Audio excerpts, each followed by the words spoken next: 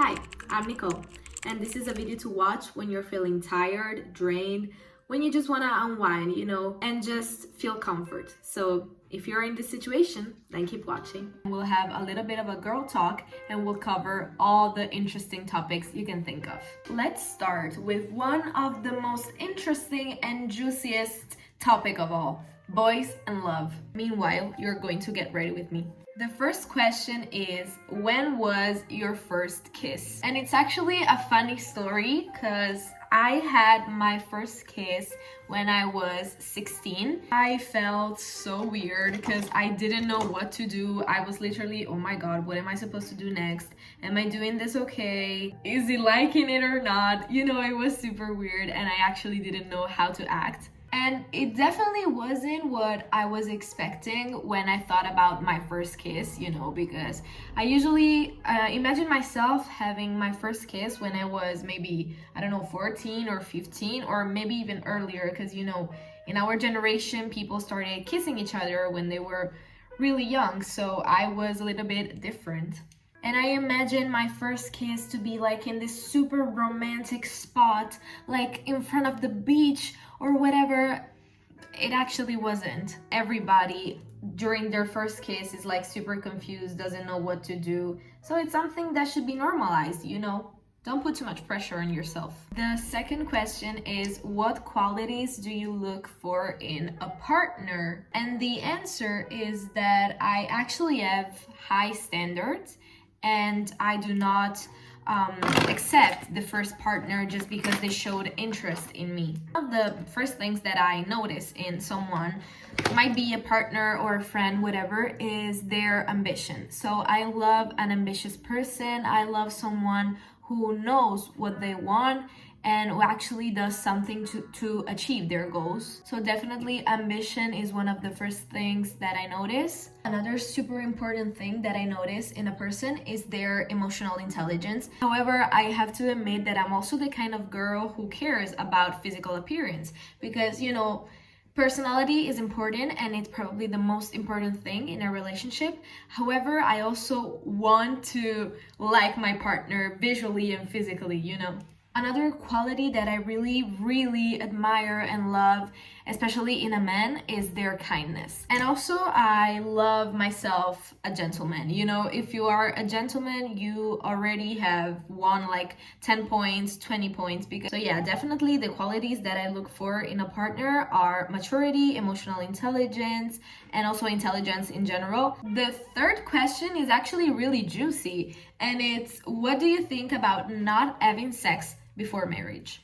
So I really, really respect people who take this decision. However, I would never do that. First of all, because I think that before getting married, you need to test also your physical connection. You are actually spending the rest of your life together with that person. So if you don't know if you have chemistry, if you understand each other also in the physical part, then how can you spend the rest of your life like that? It's good that you want to wait and you want to build that emotional connection first.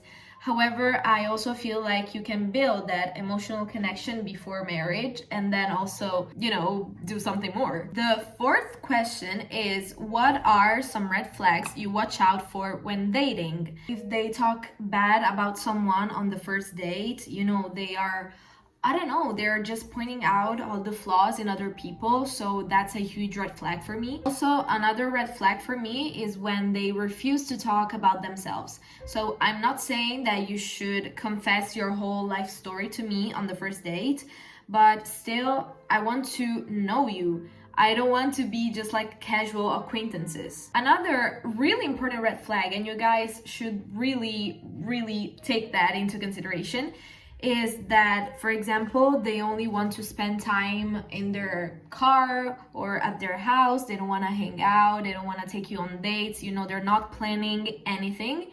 That's just a big red flag for me, and that's just a no. Because, I've actually dated many people like that. They just wanted to hang out at their house, and they weren't planning anything basically. But I eventually got tired of that because, you know, I also want to experience new things with you, and if you're not doing that, then I don't want you, I'm sorry. The fifth question is, what do you think about long distance? So I actually really admire people who do long distance because, you know, it takes a lot of effort, communication, but it's something that I don't really like because I love being with that person, and you know, I love physical touch as well. I love quality time. So by doing long distance, I don't think you'll be able to do that. You know, it's just something that I wouldn't do. However, if I was really in love with that person, then I might be open to it. What's your idea of a perfect first date? Going out to dinner and then having a long talk, I don't know, maybe outside, stargazing, or at the beach, you know, just talking, getting to know each other.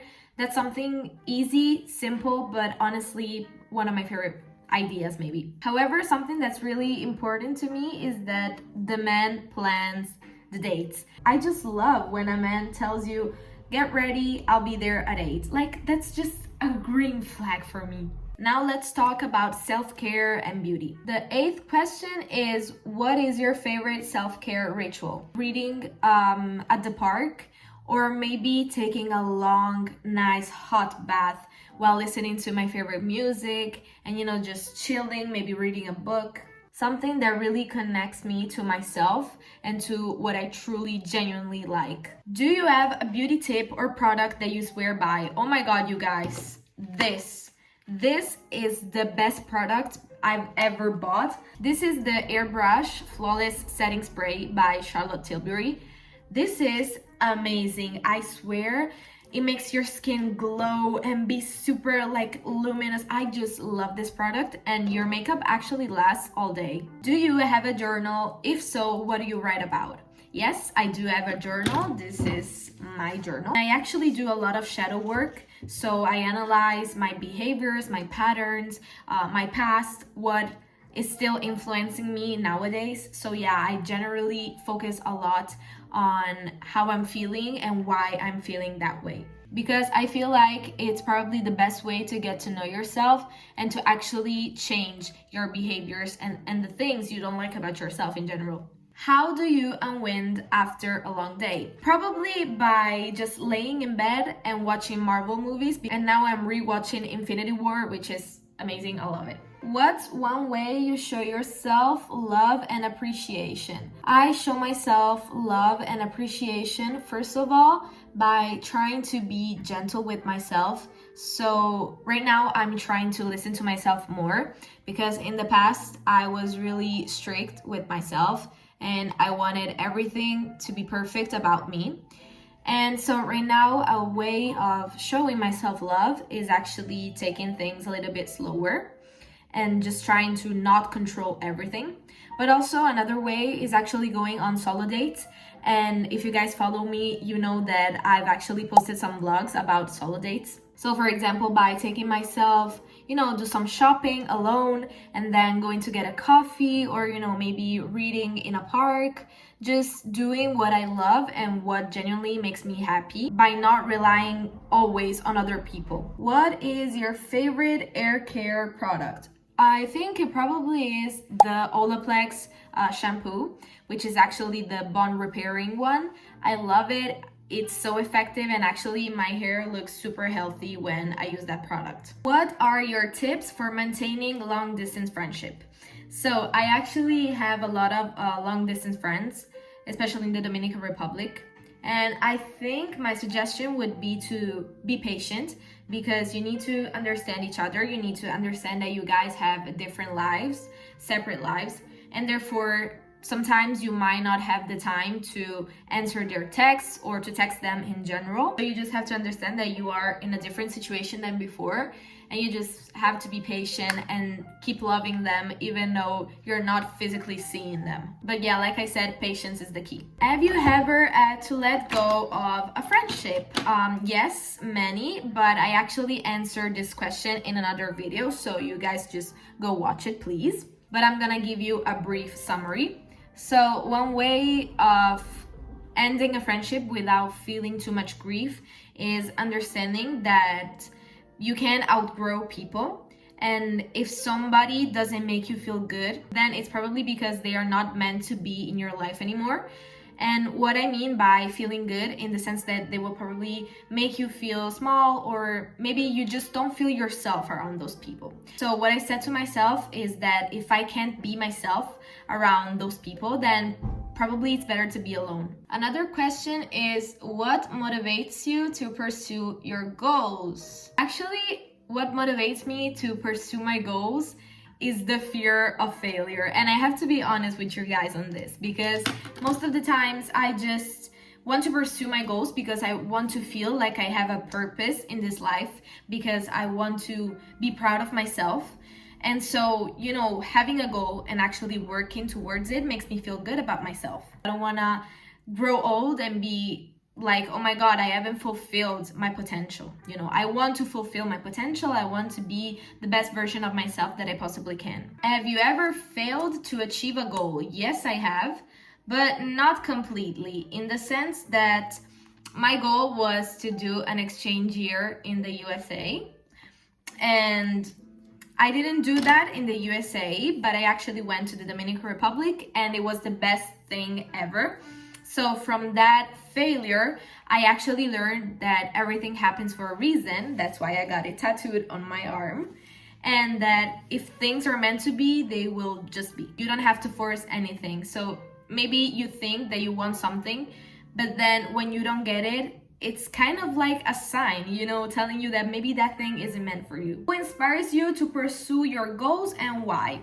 So one of my inspiration is actually the Wizard Liz. She's a YouTuber, and probably you guys will know her.